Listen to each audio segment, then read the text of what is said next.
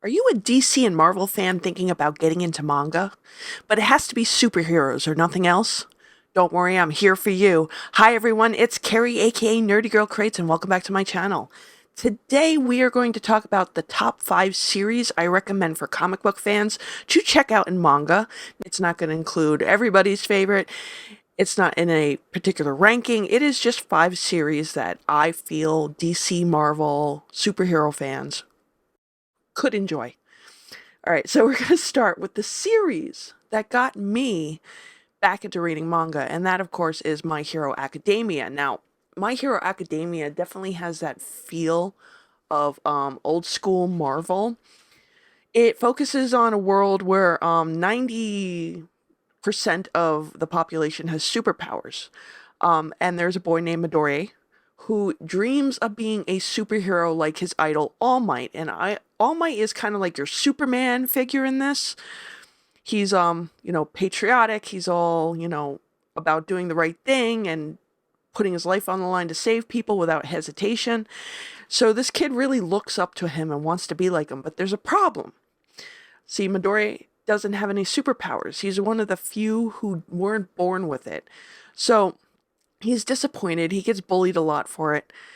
He's kind of like your Peter Parker, like nothing goes his way, but he's holding on to hope that maybe one day he'll find a way to achieve his goal. And sure enough, he comes across All Might himself and learns a secret about All Might. And All Might sees potential in this kid and grants him some powers.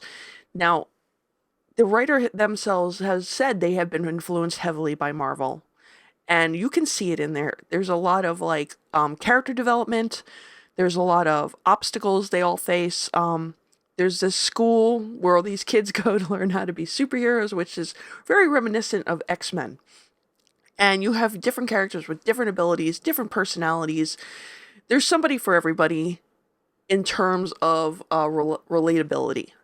And it just gets better as it goes along. I've been up to date on the manga. I've also been reading, the spin-off series Vigilantes and watching the anime. Can't wait for the next season. But yeah, this is definitely classic Western style superhero in the form of Japanese manga. And I really do recommend My Hero Academia. You can read it on the Shonen Jump app. You can pick up the box set that's coming out soon. What's not to love about a kid who aspires to be a superhero is given the abilities to be a superhero, but still has to learn and improve as it goes on. And that's the thing I love the most about this. This is what you're not getting anymore in a lot of DC and Marvel is heroes who have to learn the ropes, heroes who have to face things that they don't know if they can win. They got to get knocked down in order to get back up. And My Hero Academia fills that need. So I recommend that for DC and Marvel fans. The next one I recommend is another favorite of mine. And this is more for my DC Marvel fans who like a little comedy in their superhero stuff, kind of like your Deadpools or now your Peacemakers. But that would be One Punch Man. And One Punch Man focuses on a character named Saitama. And just like Midori, he lives in a world where there's a lot of superheroes. And these superheroes, though, don't necessarily always have superpowers, but there is a organization of superheroes, and they're always fighting to protect the world. Now, Saitama gets his powers because he decides to train his butt off until he's super strong to the point where it only takes one punch to knock out his enemy. Hence the name One Punch Man. And he kind of does things according to his own philosophy. He doesn't care about the rules of the superhero organization. He only gets involved with them because he hears he can make money and he's been out of work. When his villains ask him, why are you doing this? He pretty much says, I do it for fun. And he's got this homemade costume. He lost all his hair from working out so hard. I mean, he's just funny. Yeah, he seems overpowered, but the manga writer knows this and just, makes fun of it in a way. and it's enjoyable, but they don't downplay the villainy. They don't play the action scenes in this are freaking amazing. The drawings. There is an anime. First season's great. Second season kind of falls off, but I recommend the manga. One Punch Man Saitama is that relatable guy who doesn't give a crap about being politically correct or being part of the group. He is the outsider. He is the one who just beats to his own drum. And it's highly it's highly enjoyable, and I recommend One Punch Man. Now the next one I recommend, and it might be a little hard to get a hold of this series, but there is an anime going on Netflix, so if you don't want to go and try to hunt down the volumes, but that would be Tiger and Bunny. Now, like the other two recommendations, this is a world where there's a lot of superheroes, but they're kind of more like when they first came into being, a lot of people didn't accept them because of their superpowers, so this organization decided to create this televised program of superheroes. So every time they go out to defeat a villain, they're out there filming it, and it was their way of trying to make a more positive spin on these individuals. And it focuses on two superheroes who are forced to become partners. One of them, Tiger, who is this old school, he's been around a while. He's a widow, he's got a daughter, he has got this really cheap costume. He's not doing very well in the ratings on this hero show. But his determination is that as a hero, we're here to protect people, not to put on a show. And that kind of is great, but at the same time, it also kind of hinders him when it comes to sponsorships and getting the money to do what he wants. So when his company goes under and it gets bought out by this bigger company, he's forced to team up with a young rookie named, who he calls Bunny. His name is Barnabas. And Barnabas has a robotic suit of armor, kind of like Iron Man. So then Tiger gets an upgrade into the same type of thing. They butt heads a lot because you've got a generation gap here. You have Bunny is kind of like your sort of Bruce Wayne. He's looking for revenge on his parents. Tiger's like the voice of reason, trying to keep him in line and keep him from going too far over. But yeah, I recommend Tiger and Bunny. Now the next one I just did a review not too long ago on, and that would be Ultraman. This is a classic Japanese superhero, and I have to say, since my review, the series only gets better. This series is not the original story. It's actually taking place years later, and now the father has passed the mantle to his son, and the son is the new Ultraman, but he's also a teenager, and he's kind of balancing his life at school and his life as Ultraman, fighting off these alien invaders and kaiju.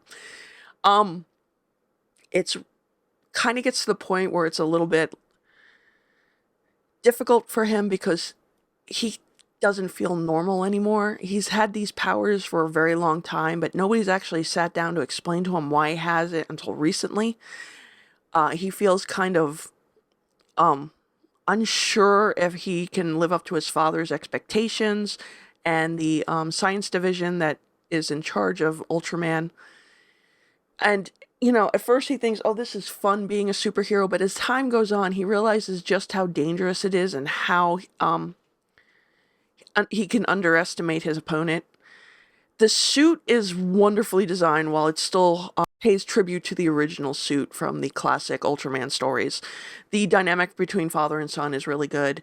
The villains are done really well. The art style and the action scenes are just freaking amazing. I highly recommend it. Ultraman. And I've been trying to collect the volumes. Good luck.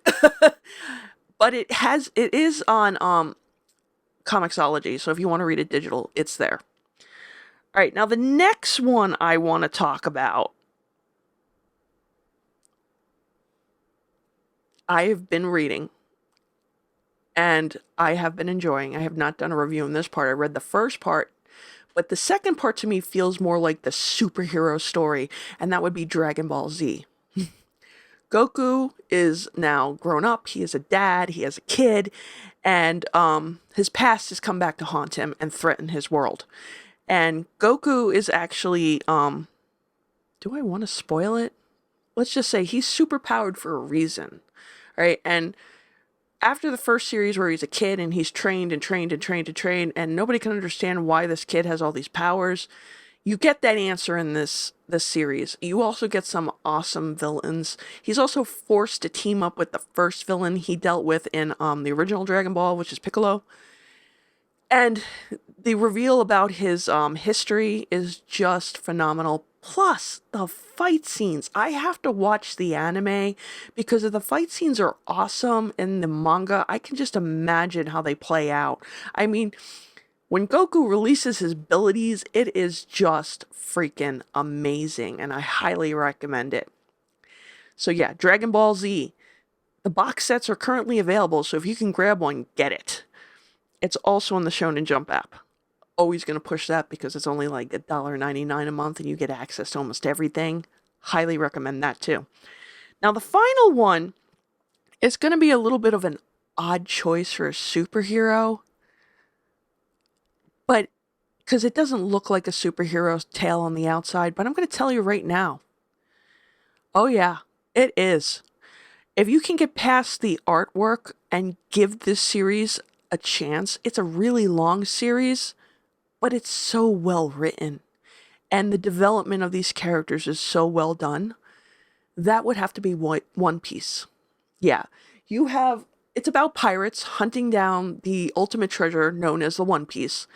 But it focuses on Luffy, who's this kid who has dreamed about becoming a pirate despite objections from family. I don't want to ruin things because there's a reason I can't mention that. And he finally gets the opportunity to put a crew together of a bunch of misfits who all have their own talents. He's got himself a navigator who originally hated pirates. He's got a pirate hunter who's a swordsman who's dreaming of becoming the ultimate swordsman. He's got a cook. He's got a reindeer who's a doctor. I know it sounds weird, but and there's more characters. I don't want to, because as the story progresses, he gains more crew members. But the reason I put this in with the superhero thing is because despite just being on the hunt for this ultimate One Piece to become Pirate King, Luffy's personality, I could say, his own kind of like personal view on things differs highly from what a pirate is normally. Because if Luffy meets people and he sees them as good people and they're in trouble, he will fight to protect them. And that's what he does for most of this. Him and his crew are always battling off some bad guys who are trying to hold people back. He's going against the system because even the system is corrupt. He wants to do the right thing despite what he's living his life as. And he has superpowers, and he's not the only one. The main superpowers in this come from something called the devil's fruit. And Luffy's ability is he's a rubber man, and he can stretch, and he can put Mr. Fantastic to shame with some of the stuff he can do with his body, okay? This kid is inventive when it comes to using his powers, and as the book series progresses, he becomes more powerful. He comes up with more tricks of the trade. And the same goes for every member of his crew. Every one of them becomes more powerful as they go along. They don't have devil fruit powers, but some of them gain another power called Haki, which you'll learn about as you read. Zoro, who's the swordsman, becomes more of a badass sword fighter. I can't talk. And he likes to use 3 katanas when he's fighting, which is interesting when you see it play out. Sanji is strictly like, he uses his feet. That's why he's called Black-Legged Sanji. And he even develops Haki abilities as time goes on. There's Robin. She is a devil fruit user who's got this really interesting power. And it's just really interesting because despite it being about pirates, they're trying to do the right thing as they go along. If Luffy sees somebody in trouble and he knows that these people don't deserve it, Luffy will step in. He causes chaos along the way, but and sometimes he brings these problems on himself, but Luffy and his crew of Straw Hat Pirates will always protect the innocent, and I count that as a superhero comic. Tell me what you think. Now, I know there's other ones, and I'm sure you have recommendations. I might not have read it yet, or it might just be something I didn't think of to put on this list. But go ahead, comment down below. Tell me what you think. What are some great superhero manga series you think comic book fans would love? Have you read any of these series? Do you recommend something better? I'm open. Let me know. And don't forget to like, share, and subscribe, and I will see you on the next video. Bye.